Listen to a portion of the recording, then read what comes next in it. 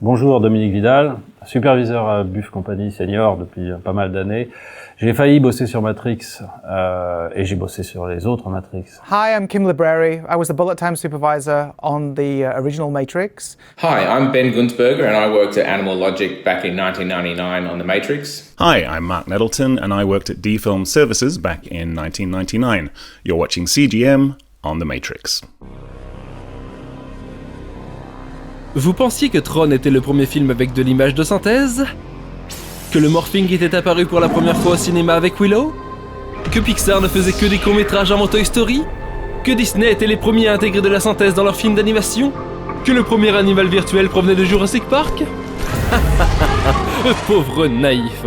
Bienvenue dans CGM, l'émission qui retrace pour vous les débuts de l'image de synthèse au cinéma. Juillet 1999. Un jeune garçon de presque 13 ans remporte un tournoi d'échecs dans son collège et gagne une place pour aller voir The Faculty, un film qu'il ne verra jamais au cinéma. À la place, il ira voir un film dont il n'avait jamais entendu parler et qui va le changer à jamais, Matrix. Matrix aura été révolutionnaire pour l'industrie hollywoodienne, mais également pour le petit monde des images de synthèse. Et dans cet épisode hors-série de CGM, nous allons voir comment l'effort de 4 compagnies a réussi à façonner le film des Wachowski que nous connaissons tous aujourd'hui. La première, sans qui Matrix n'aurait jamais pu être Matrix, c'est bien sûr Buff. Originellement nommé BSCA à sa création en 1985 par Pierre Buffin et Henri Seydoux, Buff Company était à ses débuts centré sur la création d'images numériques pour la télévision avec des habillages pour Feu la 5, M6 ou encore Canal+, mais aussi de la publicité avec notamment Thomson en 1988, Tops en 1989 ainsi que Perrier en 1991. Publicité qui utilisera d'ailleurs du morphing, une première pour un studio français. Technique de morphing qui sera d'ailleurs réutilisée dans Les Visiteurs en 1993 ou encore La Cité des Enfants Perdus en 1995. Buff développant de plus en plus ses propres outils en interne, ils inventent la technique dite du frozen time ou moment figé qui permet de recréer du mouvement en 3 dimensions dans une scène en n'utilisant que des photos en 2 dimensions. En réalité, il s'agit d'un gros mix de morphing, de warping ainsi que de rotoscopie. Le frozen time est montré au réalisateur Michel Gondry qui est tellement convaincu par l'effet qu'il va très vite en faire une marque de fabrique. Commence alors une longue collaboration avec Buff qui va débuter avec le clip Like a Rolling Stone des Rolling Stones en 1995. Le but du clip étant de reproduire la perte de repères associée à la consommation d'alcool et de drogue, on se retrouve face à une œuvre psychédélique jamais vue, collant parfaitement aux paroles de la chanson écrite à l'origine par l'immense Bob Dylan. Dominique Vidal de Buff nous explique la technique utilisée derrière les images. La technique, ça consiste à prendre 2 images, par exemple sur des images fixes, et on découpe des plans de profondeur dans ces images, c'est-à-dire qu'on fait des caches pour tous les plans en reculant à profondeur, on en fait 5-6 plans comme ça, et on va morpher séparément, et puis après recomposer l'ensemble. Si par exemple il y a un personnage devant un décor, on va faire son cache, retirer le personnage et reconstituer le décor derrière qui n'est pas visible. Michel Gondry va continuer par la suite à utiliser l'effet pour d'autres clips, pour Björk et The Chemical Brothers, mais aussi des publicités pour Polaroid, Gap, Coca-Cola, Earthlink, NatWest ou encore Smirnoff. Réalisée en 1996 et dénommée Gun, cette publicité pour la marque Smirnoff marque les prémices du bullet time de Matrix. On y retrouve ainsi, dans un temps figé, le parcours d'une balle à travers une pièce, suivi par une caméra virtuelle du jamais vu pour l'époque. C'est cet effet qui convaincra les Wachowski de faire appel à Buff pour créer les effets spéciaux de leur projet Matrix. Seulement voilà, à l'époque, les 2 frères n'avaient à leur actif qu'un seul film, Bound, qui n'avait pas vraiment conquis les foules. Nous, on était en train de bosser sur Batman et Robin, notre premier gros film américain. On bossait comme des dingues, c'était vraiment infernal. Mais on se disait, on va manger l'Amérique, c'était le gros projet. Et ils arrivent en fin de projet, alors qu'on a la tête sous l'eau. Les frères Wachowski n'étaient pas très connus, donc on les a accueillis, peut-être pas mollement, mais on avait d'autres projets dans les cartons et on n'a pas considéré... tellement leur projet, on était débordés, on n'avait pas les ressources. On a décliné l'offre, donc après ils ont été faire les effets chez Manex ou Mass Illusion, qui les ont fait d'une manière totalement différente. Beaucoup plus lourde que ce qu'on aurait fait nous. Là, je vous vois hausser les sourcils. C'est quoi Manex ou Mass Illusion ? Créé au début des années 90, spécifiquement pour travailler sur le film Judge Dredd de Danny Cannon, sorti en 1995 avec Sylvester Stallone dans le rôle titre. Mass Illusions était dépendante du studio Synergy qui, en 1997, connaissait de gros problèmes financiers suite aux échecs consécutifs de bon nombre de ses films, dont Judge Dredd, méga bid au box-office américain avec seulement 34,7 millions de dollars de recettes pour 90 de budget et environ 113,5 dans le monde. Néanmoins, un deal à 7,5 millions de dollars avait été conclu en avance pour réaliser les effets du film What Dreams May Come, ce qui permettait au petit studio de chercher un repreneur potentiel. Entre-temps, les Wachowski étaient rentrés en contact avec Mass Illusions suite au refus de Buff pour la réalisation d'un test. Un test utilisant une technique similaire au Frozen Time de Buff, mais avec d'autres outils comme nous le raconte Kim Libreri. CineSight, the visual effects company I worked for back in London, was a division of Kodak. And at the time, Kodak was working with an experimental tool called CineSpeed. And what CineSpeed was a system that would use optical flow to generate in-between frames. So if you had a video sequence of images and you wanted to retime it, extend it, make it wider, make it shorter, you could use this thing, CineSpeed, to generate optical flow vectors and then use it as an interpolation engine. Because of my connection with Kodak, I was able to hook up Mass Illusions with Kodak so they could play with the experimental versions of the software for What Dreams May Come and also for the interpolation of the bullet time shots. And they did a test, I guess it was in the car park of Mass Illusion back in Lenox, Massachusetts, where they did a test with the original prototype version of the cameras. Le test fut concluant et, avec le deal de What Dreams May Come, motiva ainsi le groupe Manex Entertainment à racheter la compagnie, la déplaçant de la côte Est à la côte Ouest sur l'ancienne base militaire d'Alameda, en Californie. What Dreams May Come fut ainsi le dernier film où Mass Illusions fut crédité en tant que tel, avant de définitivement changer de nom pour Manex Visual Effects. Un film dont la dépiction du paradis sous forme de peinture animée remporta notamment l'Oscar des meilleurs effets visuels lors de la 71e cérémonie des Oscars. Et pour Matrix, Manex eut la double tâche d'assurer la création des effets de bullet time, mais aussi de longs plans entièrement générés en images de synthèse. Chose qui, en 1999, restait encore exceptionnelle dans l'industrie, alors quand le travail sur le film débuta en 1997... Le plus long et le plus impressionnant d'entre eux, à savoir le chant de fœtus, fut d'ailleurs le tout premier sur lequel la société commença à travailler le jour même où l'équipe apprit qu'elle avait été retenue pour faire les effets spéciaux. Composée d'un immense plan séquence de 44 secondes dans le film final, la scène prit à elle seule près d'1 an et demi de travail aux artistes de Manex, avec la création d'un fœtus humain virtuel complet, du squelette aux organes vitaux, à un niveau de photoréalisme tout simplement jamais atteint pour l'époque. Mais Manex n'était alors qu'un petit studio avec des ressources de calcul limitées comparées aux géants d'alors comme ILM ou Digital Domain. C'est pour cela, en plus du budget, que Matrix ne compte même pas 3 minutes d'animation full CG au total sur 2h16 de film. La complexité du champ de fœtus fut telle que, pour réduire le nombre d'éléments pendant le rendu final, certains des pods n'étaient remplis que par des images 2D plutôt que des fœtus complets en 3D. Malgré cette astuce, le temps de calcul par image resta monstrueux. That was in the order of tens of hours a frame, may have turned into the 100 hours a frame. Mais le plus gros du travail pour Manex, ce fut bien sûr le bullet time. Et le bullet time pour l'époque, vous allez voir, c'était vraiment de la folie. Le bullet time, à l'opposé du frozen time inventé par Buff, prenait le parti de montrer une action se déroulant à un ralenti extrême, comme si l'on avait attaché une caméra à une roquette de bazooka capable de faire des mouvements circulaires sans réduire en charpie les acteurs et l'équipe technique sur son passage. Ce qui est relativement possible avec le Slayer du jeu Perfect Dark. En y repensant, la solution retenue par Manex, c'était de placer plusieurs appareils photo les uns à côté des autres, de tous les orienter vers un sujet, puis de contrôler leur déclenchement chacun leur tour par ordinateur, à une vitesse d'1 millième de seconde par exposition. Et là, vous vous dites que c'est pas évident, sauf qu'attendez, on est en 1998 et début 1998, le meilleur appareil photo numérique du marché, c'était le Canon D2000. Un réflexe argentique monté sur un boîtier d'extension numérique signé Kodak, capable de prendre des clichés allant jusqu'à 2 mégapixels, qui coûtait environ 15 000 €. Et maintenant, multipliez ça par 120.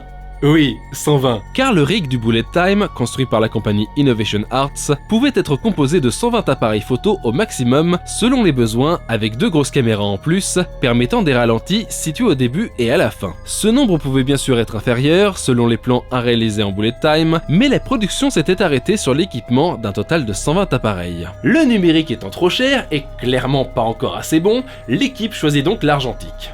Seulement, comment avait-il trouvé le bon rapport qualité-prix, sachant qu'il n'avait pas 2 millions de dollars à mettre rien que pour acheter des réflexes? Frank Gallego and his brother and the team that they had over there put a lot of effort into testing, what was the right camera combination, and we ended up settling on Canon A2s, just because if you put them into this hot trigger mode, which is saying the cameras are basically designed so that you can use them for sports photography, they go into this hot mode. It is incredibly responsive. The second that you actually push the trigger all the way down, they fire within a thousandth of a second.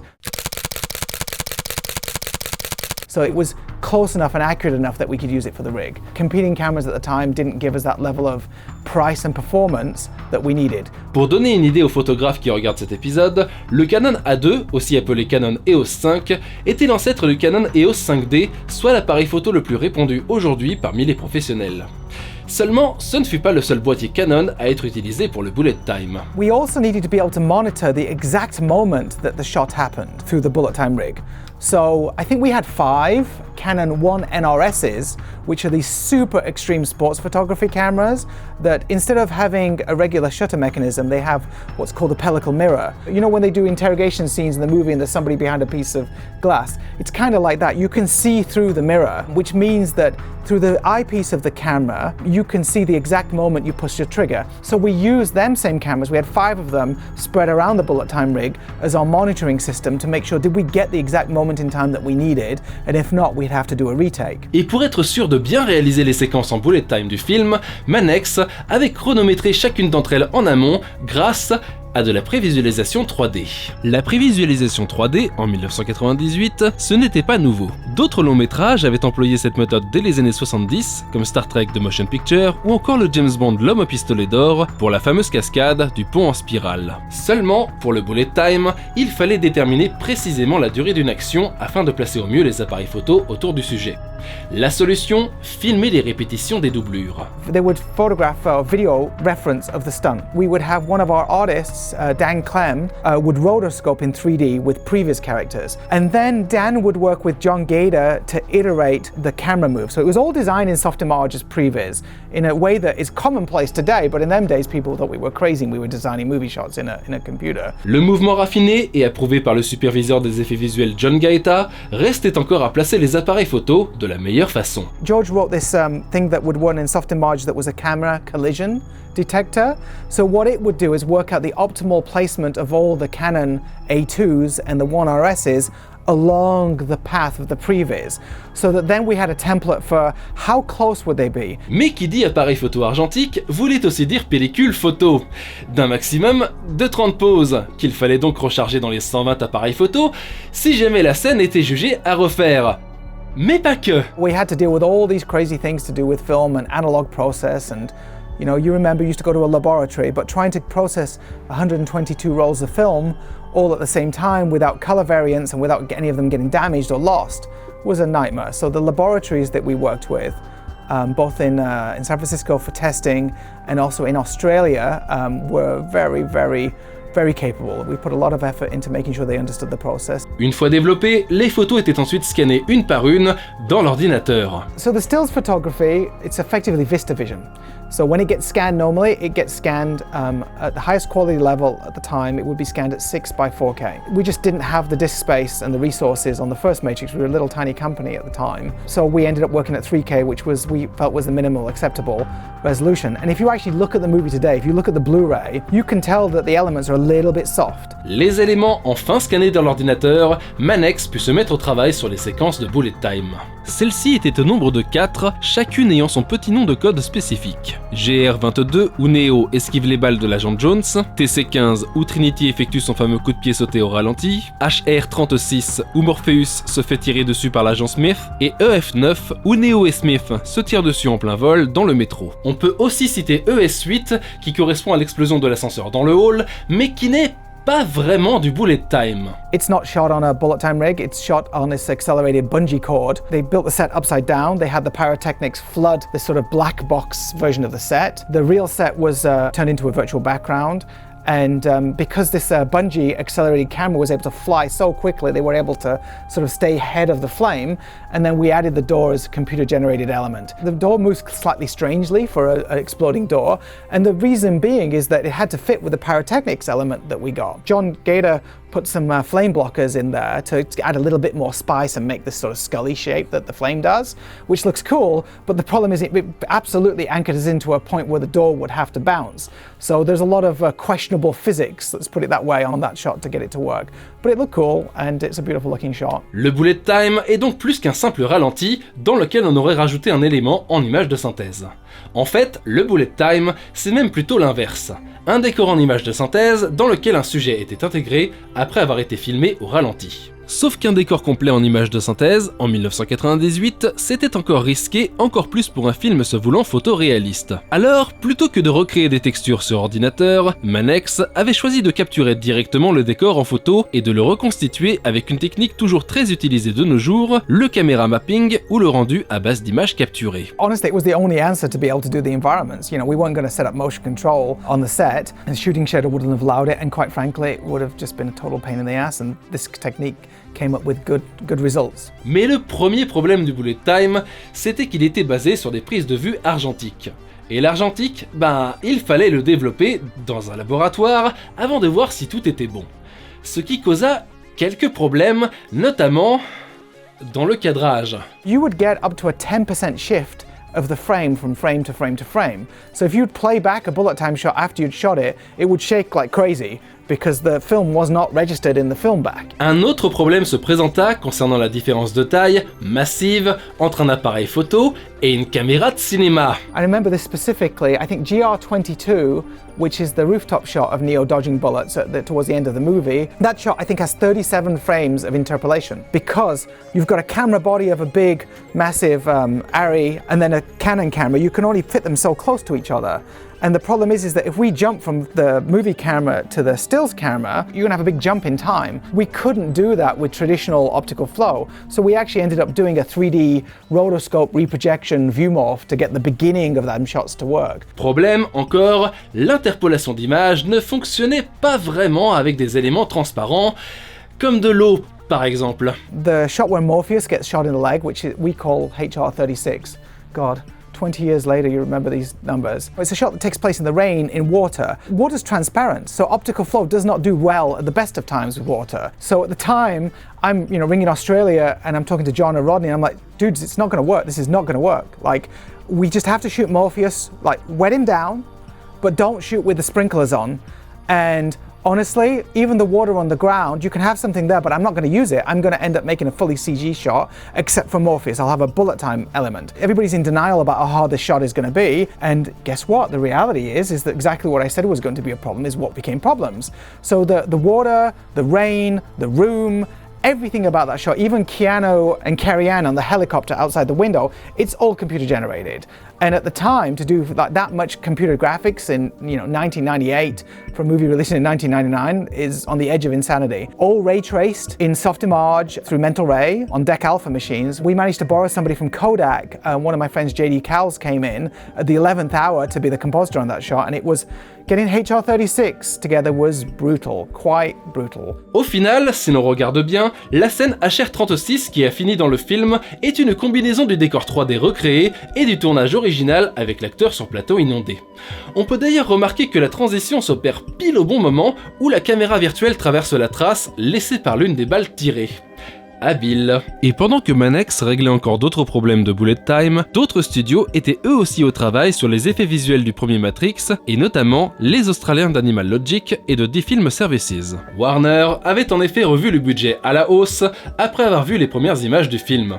Et les Wachowski, ayant choisi de tourner à Sydney pour des raisons de coût, leur préférence se tourna donc tout logiquement vers des boîtes locales. Du coup, Animal Logic avait reçu la mission de donner vie au code de la matrice, que ce soit dans l'introduction et vers la fin du film, ou encore le fameux canon à arc électrique de Cypher. Mais pour un aussi petit studio à l'époque, c'était loin d'être simple, comme nous le raconte Ben Gunsberger, toujours présent au studio au moment de cette interview. It was really exciting for us. I mean, we hadn't done much high-profile film work before. We'd worked on Babe and a couple of other smaller projects.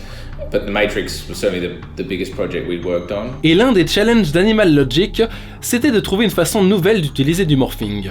Un effet qui, en 1998, commençait vraiment à être passé de mode. We tried doing kind of straight 2D warping, that was around the time of the Michael Jackson black and white video, so there was a lot of a lot of things were using 2D warping, and I think part of the issue were people just kind of used to that look, and they really wanted something that was a bit more interesting and a bit more visceral. So we ended up doing a combination of 2D warping and also 3D blending between the different models, like how it starts and how it ends, along with some time shifting to make it more interesting. De son côté, Dfilm avait reçu plus de travail de compositing, mais également quelques plans iconiques de Matrix, comme le fameux Belly Bug, la disparition de la bouche de Neo, ou encore le miroir liquide. Les surfaces réfléchissantes en images de synthèse, le grand public y était habitué depuis longtemps en 1999. Flight of the Navigator avait été le premier à se servir de l'effet en 1986 pour son vaisseau alien chromé, puis Terminator 2 de James Cameron avait largement popularisé l'effet en 1991. Alors, que restait-il à Dfilm pour jouer avec les surfaces réfléchissantes à la fin des années 90 ? Tout simplement arriver à faire ce qu'ILM n'était pas parvenu à implémenter sur le T1000,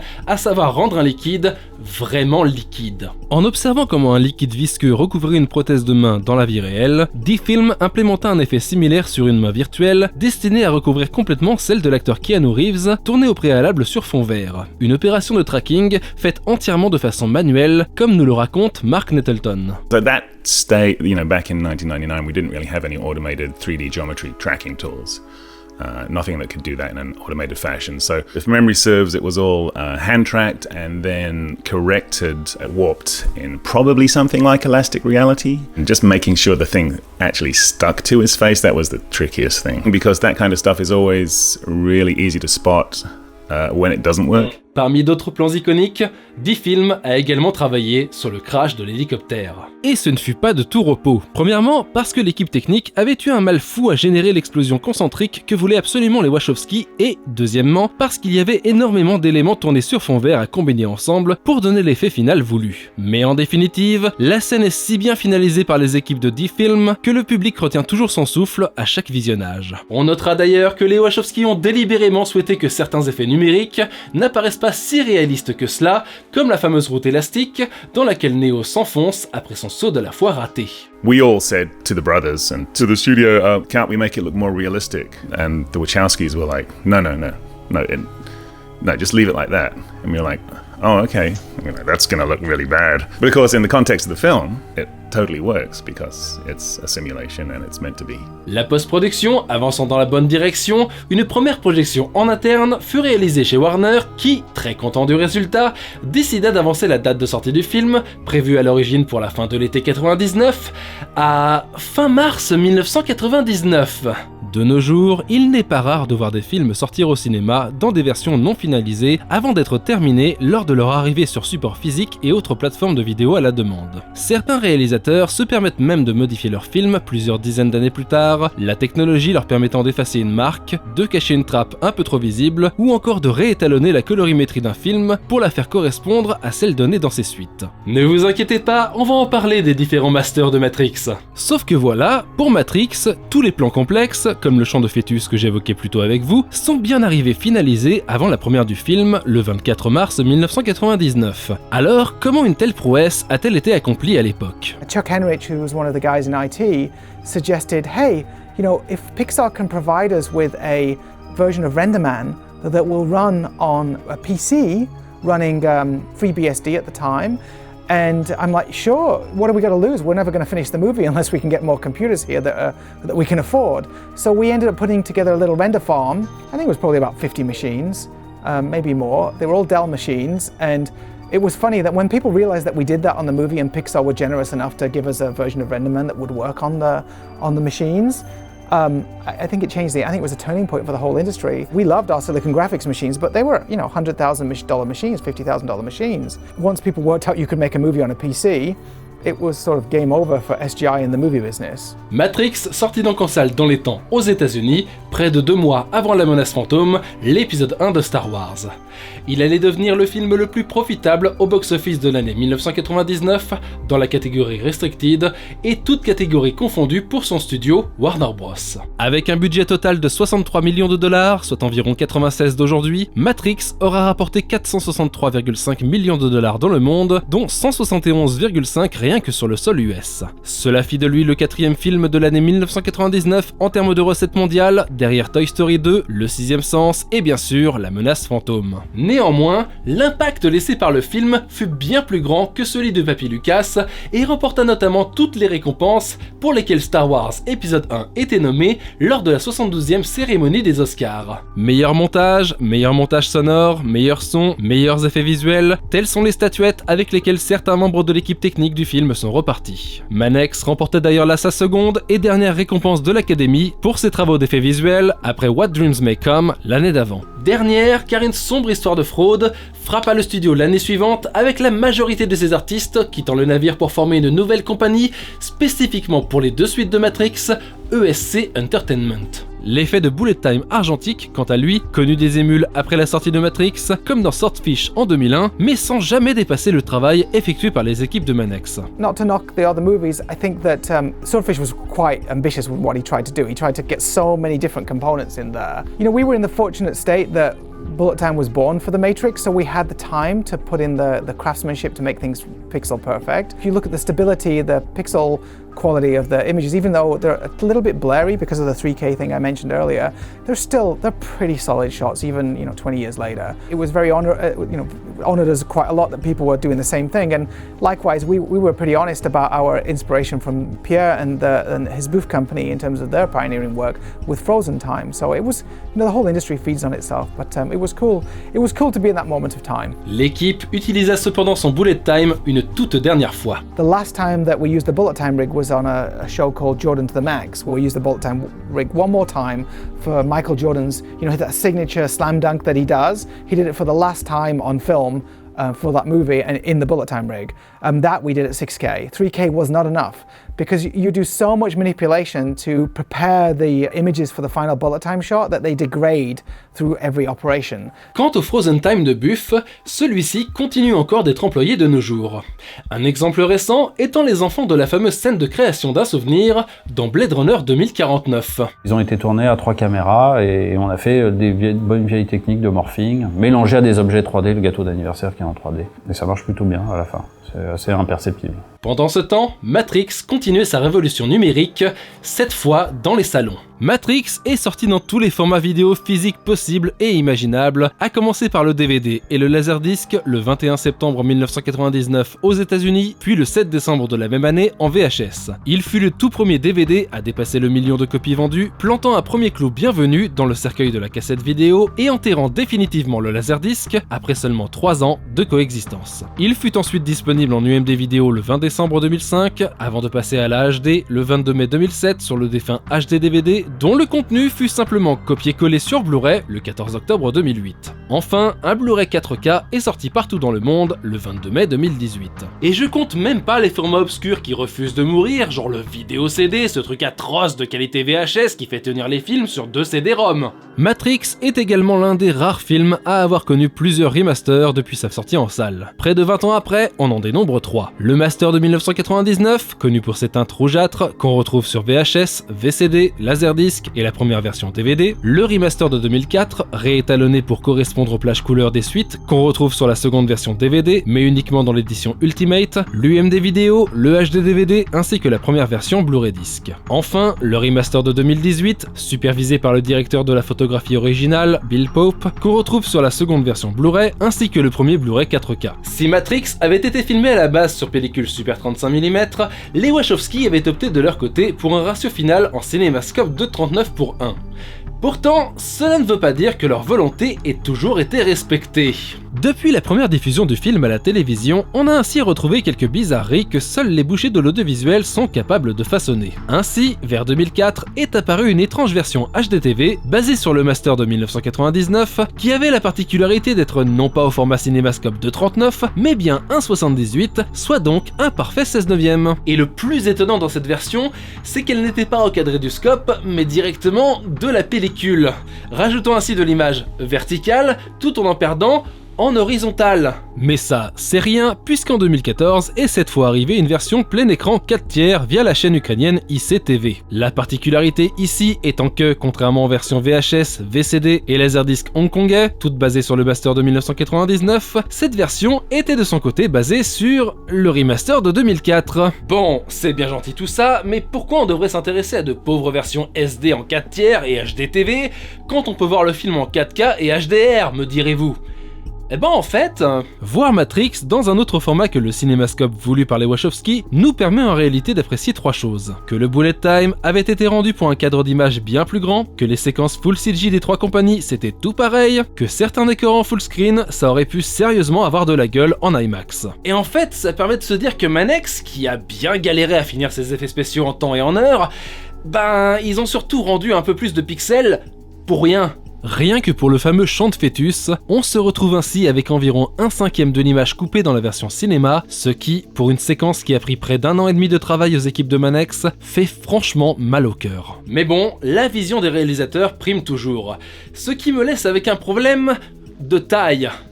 Quelle est la bonne version de Matrix? Entre la version de 99 qui tira mort sur les rouges, celle de 2004 qui a boosté les couleurs parfois à outrance pour les accorder au look de Reloaded et Revolutions, et celle de 2018 supervisée par le directeur de la photographie Bill Pope, non corrigée, qui change de teinte du bleu au vert d'un plan à l'autre, c'est un sacré casse-tête. Ah, et quand je parle du Master 2018, je parle bien sûr du disque 4K, hein? Non, parce que le remaster dispo sur le Blu-ray classique, inclus dans cette version, est une abomination colorimétrique sans nom. Car si le Blu-ray 4K a été pensé pour le HDR, à savoir une plage de couleurs étendue par rapport à ce que l'on connaissait précédemment, le nouveau Blu-ray classique semble quant à lui avoir été converti à la truelle, révélant de nombreux passages aux couleurs brûlées ou carrément délavées. Comparé au remaster de 2004, c'est vraiment choquant, à la limite du massacre. Bref, vous l'aurez compris, pour visionner et apprécier ce monument qu'est Matrix de nos jours, c'est avant tout une histoire de goût. Les puristes du film, tels qu'ils l'étaient en salle, se tourneront ainsi plus vers le Blu-ray 4K, tandis que les amateurs de la trilogie préféreront certainement plus le look unifié par le remaster de 2004, toujours disponible sur le Blu-ray classique, non inclus avec l'édition 4K. Voilà qui conclut cet épisode hors série de CGM sur le premier Matrix des Wachowski. Merci à tous de l'avoir suivi jusqu'au bout. Parler de ce film en détail avec quelques-uns de ses créateurs a été pour moi un immense plaisir et un véritable rêve de gosse qui s'est réalisé près de 20 ans après avoir littéralement vécu le film pour la première fois en salle. Il n'est d'ailleurs pas exclu que je me penche dans le futur sur les 2 suites que sont Matrix Reloaded et Revolutions, tant leurs contributions ont été capitales dans le petit monde des effets spéciaux numériques. En attendant, dans l'épisode 17 de CGM, nous parlerons de la seconde vague de films animés japonais à avoir utilisé l'image de synthèse avec Mobile Suit Gundam, Char's Counter-Attack, sorti en 1988 et réalisé par Yoshiyuki Tomino, Akira de Katsuhiro Otomo, ainsi que les 2 premiers films Patlabor de Mamoru Oshii, sortis respectivement en 1989 et 1993. Comme toujours, pour suivre CGM, je vous renvoie aux pages Facebook et Twitter, au site internet gorkamnetrix.com, mais aussi à Tipeee où vos dons permettent à cette émission, chaque jour, d'exister sur internet. N'oubliez pas de partager cet épisode autour de vous et surtout à le commenter. Oh, et comme dirait l'agent Smith... Goodbye, Mr. Anderson.